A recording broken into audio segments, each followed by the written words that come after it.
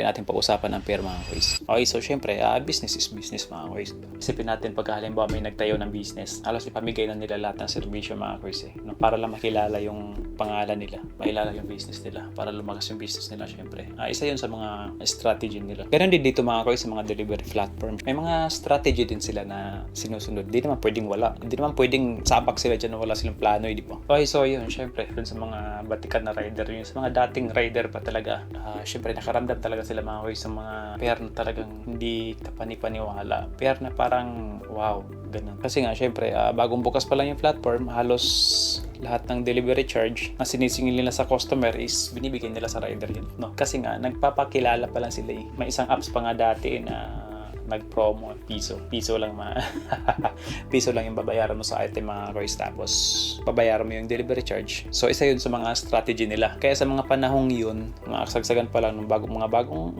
nagpapakilala pa lang, syempre ang daming promo. Halos yung sinisingil nila na delivery charge kay customer is binibigay nila sa rider. Okay? Kaya talagang malaki yung kinikita ni rider noon yun ha. Syempre mga ilang years mga kois, buti nga kung years baka nga months lang yung ibang apps kailangan nilang bawiin yung ininvest nila dun sa negosyo nila mga kois. Normal na sa business yan pagka halimbawa syempre mga kois pabawi na sila, huwag tayong mag-expect na hindi rin maapektuhan yung pair. Isa sa problema kasi mga kois dapat sana kakaunti lang yung bawas sa pair kay rider. Nakakabawi pa rin sila dun sa volume ng booking mga kois. Ang problema kasi syempre dito sa Pilipinas, pero hindi lang naman siguro dito pati sa ibang bansa siguro no? Pag halimbawa nakita nila na okay yung business, wow, nag-boom, ganun. Syempre magtatayo din yan ng sarili nilang negosyo. Magtatayo din yan, gagaya. Wala, natural na yan, normal na yan sa business mga kois. So ang gagawin ng mga naunang platform na imbes na kakaunti lang yung babawas nila sa pair na mapupunta sa kanila sana, kasi nga nababawi naman sana nila yung kailangan nila dun sa dami ng booking. Ang problema kasi mga kois, nababawasan yung booking, napupunta sa ibang platform na hati yung booking. Ganun yung isa sa problema na nakikita ko mga kois. Halimbawa mga kois, sa araw na to, ina-expect nila na 100 na bookings. Example lang yun mga kois. Doon sa 100 na bookings na yun, kaya na nilang kitain yung kailangan nilang kitain na hindi gaano binabawasan yung kita ni rider mga kois. Ang problema kasi mga kois, kung sila lang sana yung nasa market mga kois, kaya. Kasi nga, kailangan umorder din talaga ng ibang na mga customers lalo yung mga busy sa trabaho. Order to order yung mga yan. Ngayon, syempre, saan ba sila pupunta? Kung iisa lang yung apps sa area, syempre, doon mapupunta lahat ng order, di ba? Yung volume ng order sa kanila lahat napupunta. Hindi sila gaano nagbabawas ng malaki doon sa rider kasi nga, kinikita pa nila yung target sales nila doon sa volume ng booking mga kois. No? Yun na nga, problema. Kung halimbawa mayroon panibagong apps, hindi niya naman agad sasabayan yung isa yung nauna Hindi niya sasabayan yung pricing nung nauna mga kois. Syempre, bago pa lang so kailangan niya magpakilala din. Yun ang isa sa problema mga kois. So, nandun lahat. Promo, malaki yung bigay din sa rider, binibigay lahat sa rider, yung pair. Magsasuffer ngayon yung nauna mga kois. Kasi nga, syempre, pag ikaw ang customer, order ka pa rin ba dun sa ino-orderan mo na apps kung meron namang mas mura, di ba? So, yun yung reality mga kois. So, ang gagawin naman itong naunang apps mga kois, syempre, kailangan niya ng kita pa rin.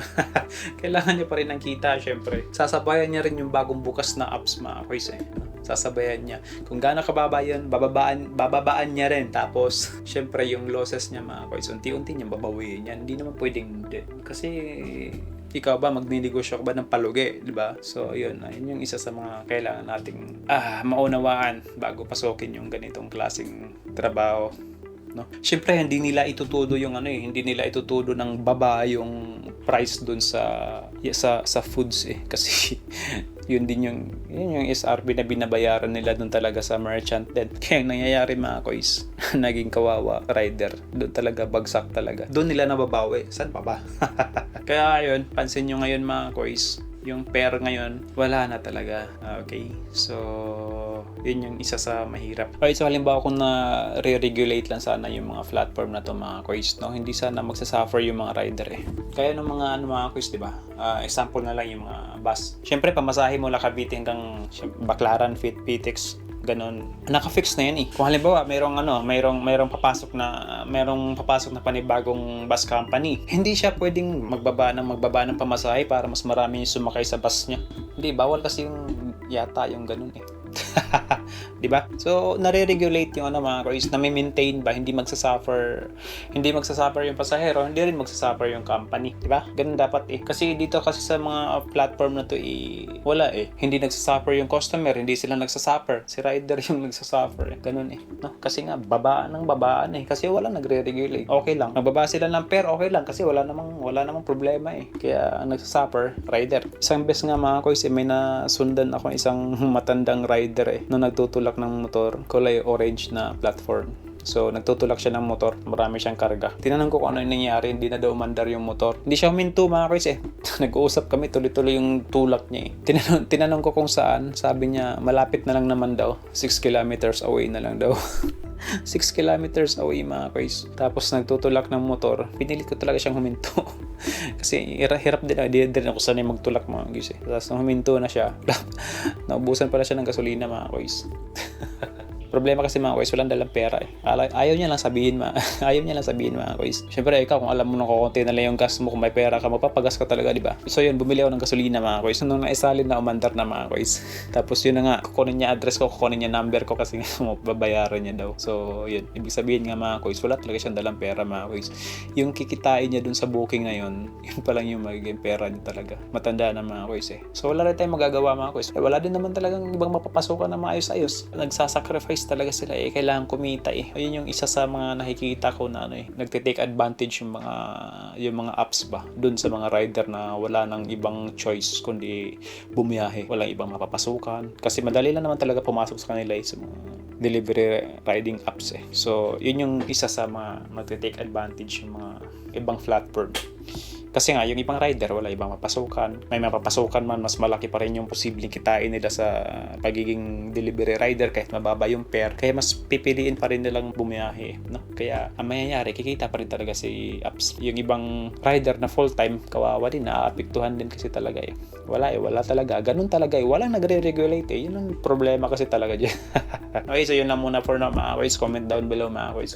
Bakit sa tingin nyo sobrang baba na ng fare ngayon? At yung pag-uusapan natin sa susunod mga boys. See you next time. Peace out.